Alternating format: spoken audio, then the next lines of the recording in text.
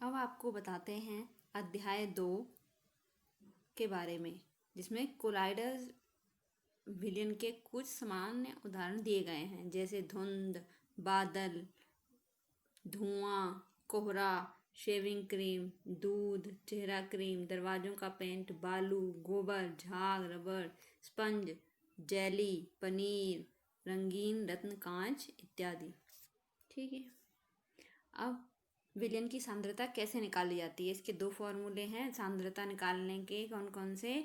द्रव्यमान या विलयन के द्रव्यमान प्रतिशत को निकालना हो तो निकलता है विलेय पदार्थ का द्रव्यमान बटे विलयन का द्रव्यमान गुणा 100। द्रव्य या विलयन के आयतन का प्रतिशत निकालना हो तो विलेय पदार्थ का द्रव्यमान बटे विलयन का आयतन गुणा 100 कर दिया जाता है। इससे विलयन का या विलयन के आयतन का प्रतिशत निकल जाता है। ठीक है। मिश्रण को पृथक करने के तरीके। वाष्पीकरण। मूल उद्देश्य क्या है? मिश्रण के दो पदार्थों में से एक पदार्थ का वाष्पीकरण होना, जैसे एक पदार्थ का क्वथनांक दूसरे से कम होता है। सामग्री क्या है ली? रंग लिया, डाई जिसका क्वथनांक ज़्यादा है, तथा पानी, बीकर, वाच ग्लास इत्यादि ले लिया। जब हम पानी में मिले रंग को गर्म करते हैं तो पानी वाष्पित हो जाता है तथा रंग वाच ग्लास में रह जाता है। ठीक है। जैसे ये बर्नर है, बर्नर के ऊपर जाली लगी है, ट्राइपॉड स्टैंड है, इसमें जाली लगी है, वायर है, बीकर है ये, और इसमें ऊपर वॉच प्लग है, उसके अंदर स्याही है और ये वाष्प निकल रहा है। तो जब हम पानी में मिले रंग को गर्म करते हैं तो पानी तो वाष्पित हो जाता है, लेकिन रंग जो है वो वॉच ग्लास में रह जाता है। ऐसा क्यों होता है? ऐसा इसलिए होता है क्योंकि इसमें से क्वथनांक जो है एक का कम होता है, जिससे वो वाष्पित हो जाता है। क्वथनांक क्या है? दो पदार्थों में से एक का वाष्पीकरण हो जाता है। क्यों? क्योंकि जैसे एक पदार्थ क्वथनांक दूसरे से कम होता है, इसीलिए ऐसा होता है कि स्याही रह जाती है और जो पानी है वो वाष्प के रूप में निकल जाता है। अब है अपकेंद्रीकरण। मूल उद्देश्य कणों या पदार्थों के घनत्व के कारण पृथक्करण। जब किसी पदार्थ को तेजी से घुमाया जाता है तो बाहरी कण नीचे की तरफ दबाव डालते हैं तथा हल्के कण ऊपर चले जाते हैं। जैसे दूध से क्रीम पृथक करना। क्या तुम जानते हो कि टोंड दूध तथा डबल टोंड दूध किसे कहते हैं? शराब तथा रक्त को जांचने के लिए प्रयोगशाला में इस्तेमाल किए जाते हैं। क्रीम से मक्खन बनाने में इस्तेमाल किया जाता है। ये भारी कण नीचे रह गया रेड कलर, हल्का कण ब्लैक कलर में ऊपर है और उससे भी हल्का कण जो है येलो कलर में सबसे ऊपर आ जाता है। शराब तथा रक्त को जांचने के लिए प्रयोगशाला में इस्तेमाल किए जाते हैं। क्रीम से मक्खन बनाने में। वॉशिंग मशीन में कपड़ों से पानी निकालने के लिए इस विधि का उपयोग किया जाता है। ठीक है। पृथक्करण की मूल सिद्धांत। दो अघुलनशील द्रव जो दोनों एक साथ नहीं घुल सकते को आसानी से पृथक्करण कीप द्वारा अलग कर सकते हैं। पृथक्कारी कीप का स्टॉप कार खोलने से पानी दूसरे बीकर में इकट्ठा कर सकते हैं तथा दूसरे बीकर में बचा तेल इकट्ठा कर सकते हैं। अनुप्रयोग क्या है इसका? पानी से तेल पृथक करना। पृथक्करण विधि द्वारा पानी एवं तेल के मिश्रण का पृथक्करण। ठीक है। ऊर्ध्वपातन विधि क्या है? जब दो पदार्थों के बीच एक पदार्थ ऊर्ध्वपातित हो जाता है जबकि दूसरा ऐसे ही बना रहता है। सीधे ठोस से गैस में परिवर्तित हो जाने को ऊर्ध्वपातन की क्रिया कहते हैं। मालूम है सबको? एग्जाम्पल है जैसे अमोनियम क्लोराइड और खाने के नमक के मिश्रण को आसानी से अलग किया जा सकता है। मिश्रण को गर्म करने पर अमोनियम क्लोराइड सीधे गैस से बन जाता है जबकि नमक शेष रह जाता है। ठीक है। अनुप्रयोग क्या है? कपूर, नैप्थलीन की गोलियां, आयोडीन, अमोनियम क्लोराइड ऊर्ध्वपातन द्वारा अलग हो जाते हैं। क्रोमेटोग्राफी क्या होती है? मूल सिद्धांत क्या है इसका? किसी मिश्रण में रंगीन यौगिक रंजित कणों को पृथक कर सकते हैं किसी सोखने वाले फिल्टर पेपर की सहायता से। जब पानी या किसी भी विलयन के कण ऊपर की ओर दो अलग अलग रंग के साथ जाते हैं तो क्रोमेटोग्राफी पेपर द्वारा दोनों पृथक हो जाते हैं, क्योंकि दोनों रंग अलग अलग गति से सोख लिए जाते हैं। ठीक है। काली स्याही में उपस्थित रंजकों को क्रोमेटोग्राफी द्वारा पृथक करना। क्या अनुप्रयोग है? रंगों यानी डाई को पृथक करने के लिए इसका उपयोग होता है। क्लोरोफिल से रंजक पृथक करने के लिए, खून से ड्रग पृथक करने में। आसवन विधि क्या होती है? मूल सिद्धांत। दो संघटकों के बीच एक का क्वथनांक दूसरे से कम हो जाता है। यह विधि दो या दो से अधिक घुलनशील द्रवों को अलग करने के लिए किया जाता है।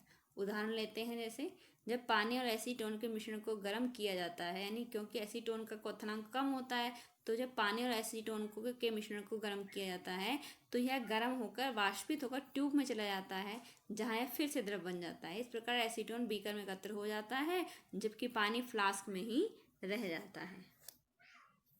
ठीक है।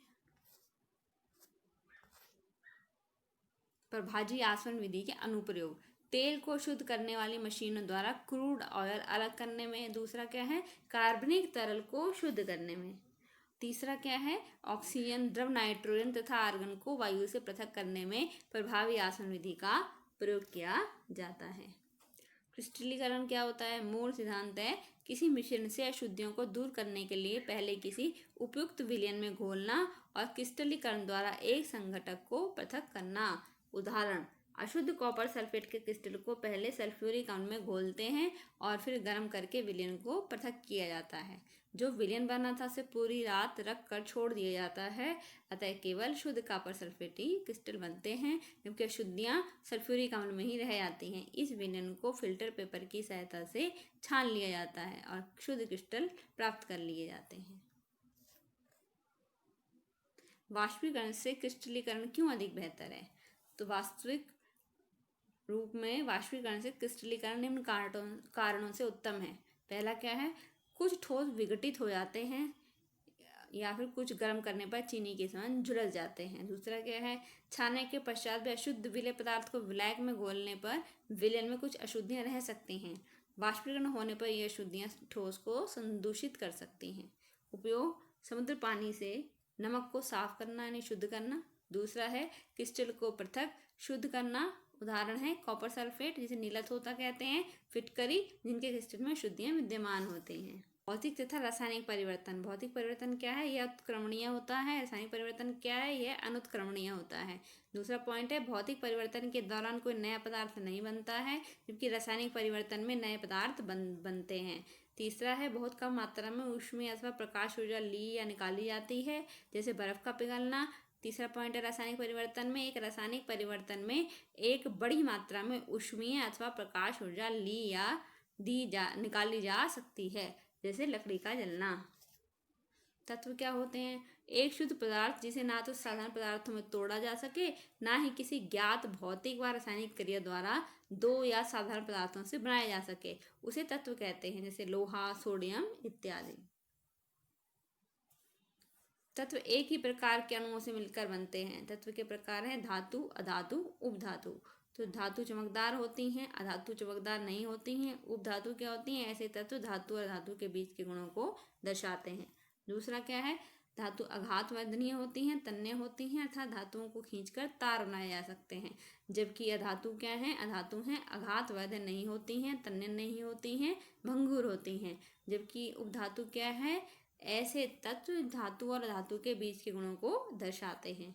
तीसरा पॉइंट है, सोनोरस या ध्वनिक होती है, अर्थात जब धातुओं को किसी वस्तु से मारा जाता है तो ध्वनि पैदा होती है। अधातु में सोनोरस नहीं होती है। चौथा पॉइंट है, ये ऊष्मा तथा विद्युत की सुचालक होती हैं, अधातु में कुचालक होती हैं।